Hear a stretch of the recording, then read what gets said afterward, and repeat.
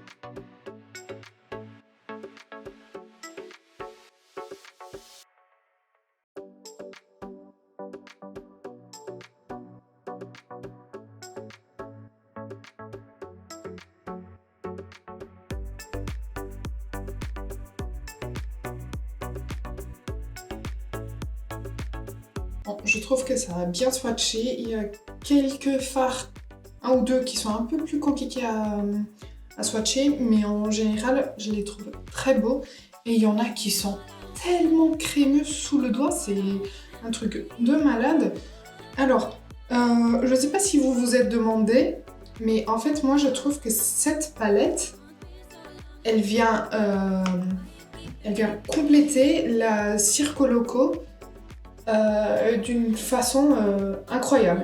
En fait, la Circo Loco, on a un peu les mêmes fards, on a un peu la même histoire de couleurs, mais en plus intense.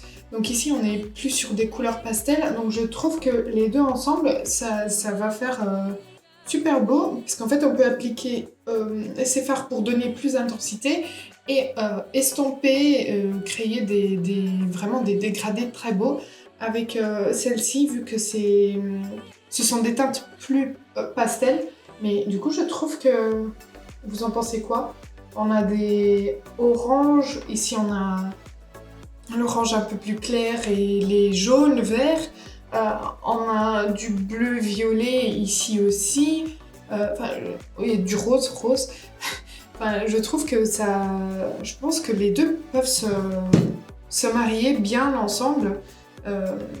Ben, voilà, c'est tout ce que je voulais dire. Je ne sais pas si vous avez fait la comparaison déjà ou pas, mais en tout cas, je trouve qu'elles se marient bien ensemble. En plus, les packaging sont un peu dans les mêmes couleurs, mais encore une fois, ici plus pastel et ici plus fort. Mais je trouve que, voilà, c'est mon point de vue. Dites-moi ce que vous en pensez.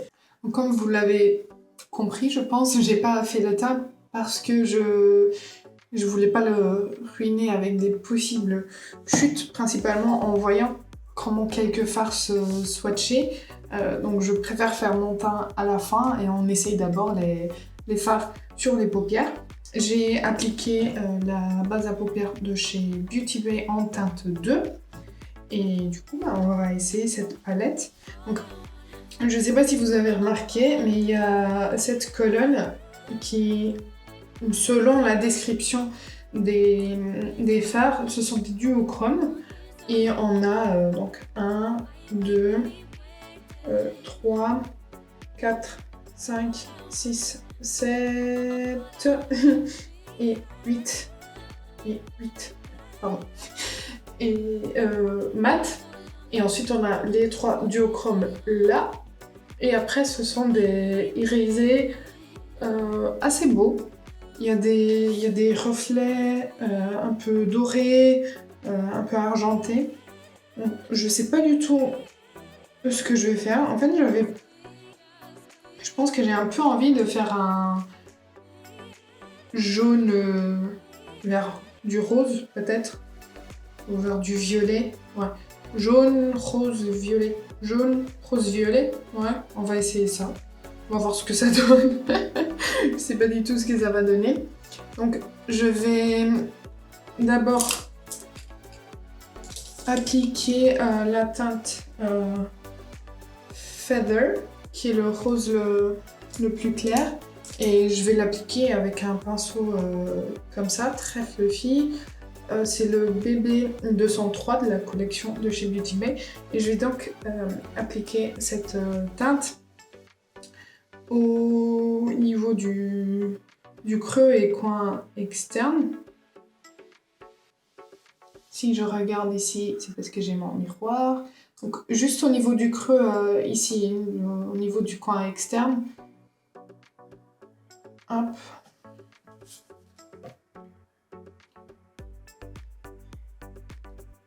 C'est un peu un rose chewing-gum. Je le trouve très beau. Et il s'applique très bien. Même si c'est un fard pastel, je trouve qu'il y a assez de pigmentation. Voilà. Après, je viens avec un autre pinceau aussi fluffy, mais un peu plus précis. Enfin, un peu plus petit et moins poilu. Je viens prendre le fard orange que je viens poser juste après. Jusqu'au coin interne. Je trouve qu'il est assez bien pigmenté aussi.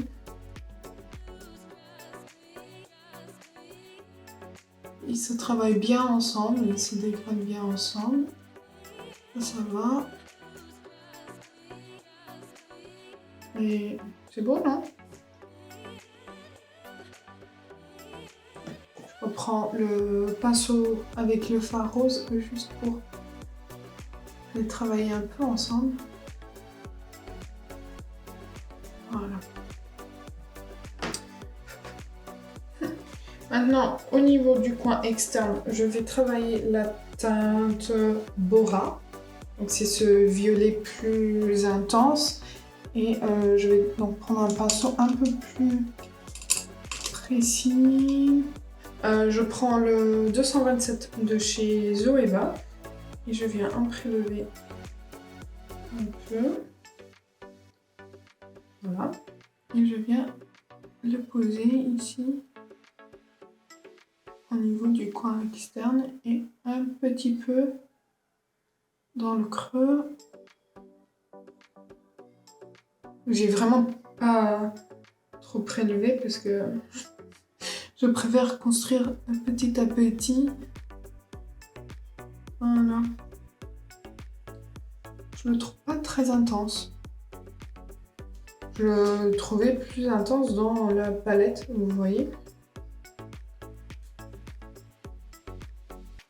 Et du coup, je pensais que ce serait le fard plus intense de la palette.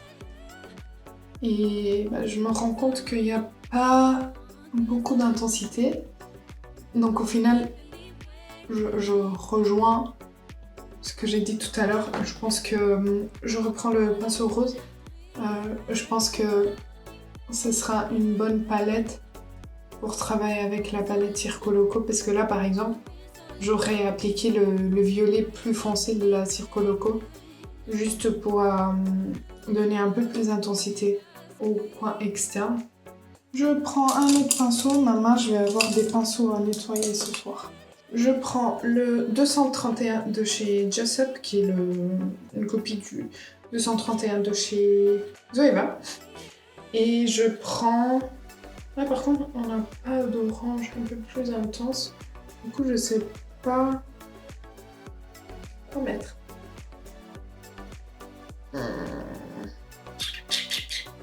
Je peux pas trop mettre du vert là parce que ça va faire moche vu que le vert et le rose sont complémentaires. Je pense que... je sais pas... je pense que je vais mettre celle-ci au coin... Pardon. Celle-ci au coin interne. Et ensuite, je viens mettre celle-ci au milieu ou celle-là. Ou celle-là. Ah, je viens mettre celle-ci. Donc, c'est la fard tulle que je viens poser ici. C'est vraiment du freestyle. Je suis désolée, j'ai pas du tout pensé à ce que j'allais faire. J'ai reçu la palette. Et je me suis dit, je vais filmer. C'est tout.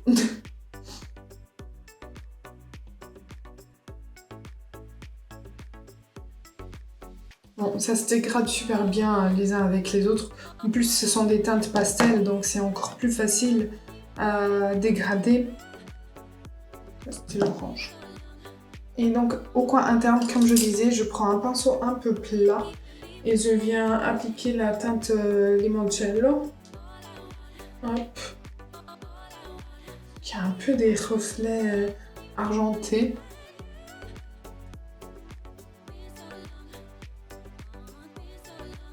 C'est un jaune qui tire un peu sur le vert.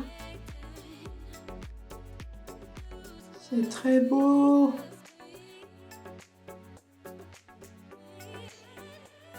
Je reprends le pinceau orange sans ajouter quoi que ce soit et je viens dégrader ici. Et je prends le pinceau du rose et je viens dégrader ici. Voilà, je trouve qu'il manque quelque chose pour donner plus d'intensité. J'ai quand même envie d'appliquer soit lui, soit lui. Je sais pas ce que j'ai, ma langue ne veut pas parler correctement. Au niveau du milieu de la paupière, je pense que j'ai plutôt envie de lui. Oui. Un pinceau plat. ce fard qui se prélève. Ouais. C'est un fard rose bleu. Vous voyez? Oui. Pour une fois que j'arrive. Par contre, avec le pinceau, non. Non. Avec le doigt. Et oh, vous voyez? C'est pas du tout la même chose. Là, on dirait argenté. Waouh. Et hop.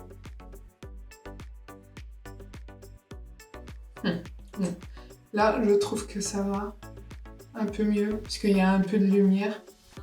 Mais, encore une fois, je trouve qu'il manque un peu d'intensité au coin externe. Donc ça me... Après, c'est pas comme si j'avais que cette palette-ci. Je pense que c'est une palette qui peut être pas mal pour les gens qui veulent de la couleur, mais qui ont un peu peur. Et du coup, peuvent faire des maquillages assez légers. Mais bon... Je vais faire l'autre œil. Voilà. Maintenant, je vais faire mon teint, les sourcils, le mascara, les lèvres. Et je reviens pour faire le ras des cils inférieur avec vous.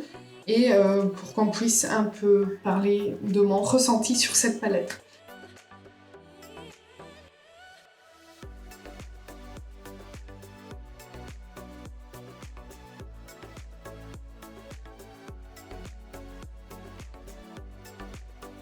Voici pour le maquillage. Je suis désolée si vous entendez des bruits, j'ai mes deux assistants qui sont là avec moi.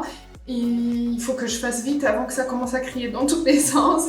Donc voici, par rapport aux chutes, heureusement que j'ai fait mon teint après parce que j'ai quand même eu des chutes, principalement avec le fard que j'ai appliqué au milieu de la paupière, le fard Duet.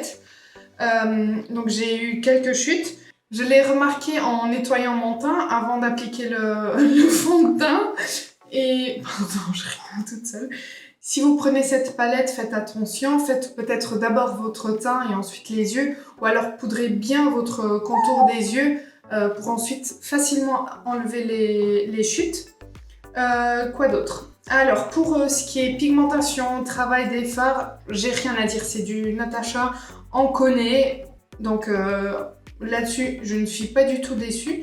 Je suis juste déçue, un peu déçue par rapport au fait qu'il n'y ait pas vraiment de fard d'intensité. Mais dans tous les cas, je pense pas qu'on achète cette palette en n'ayant rien du tout à la maison. Donc je trouve qu'on a quand même toujours quelque chose à la maison pour intensifier si jamais on veut. Même peut-être juste un trait de liner et ce sera déjà suffisant. Moi, j'ai pas eu envie de le faire parce que je voulais tester la palette toute seule, sans avoir de complément. Sinon, j'aurais complété avec la palette Circo Loco, comme je vous ai dit au début. Donc voilà, je n'ai pas plus de choses à dire. Dites-moi si vous l'avez achetée, ce que vous en pensez ou si elle est en cours d'arrivage chez vous. N'oubliez pas que cette semaine, c'est la semaine Gold et du coup, il y a moins 25% qui passe sur la marque. Donc vous pouvez profiter pour acheter la palette moins chère si jamais ça vous intéresse. Et voilà. Likez la vidéo si ça a été le cas et abonnez-vous avant de partir parce que ça fait plaisir. Et moi je vous dis à bientôt!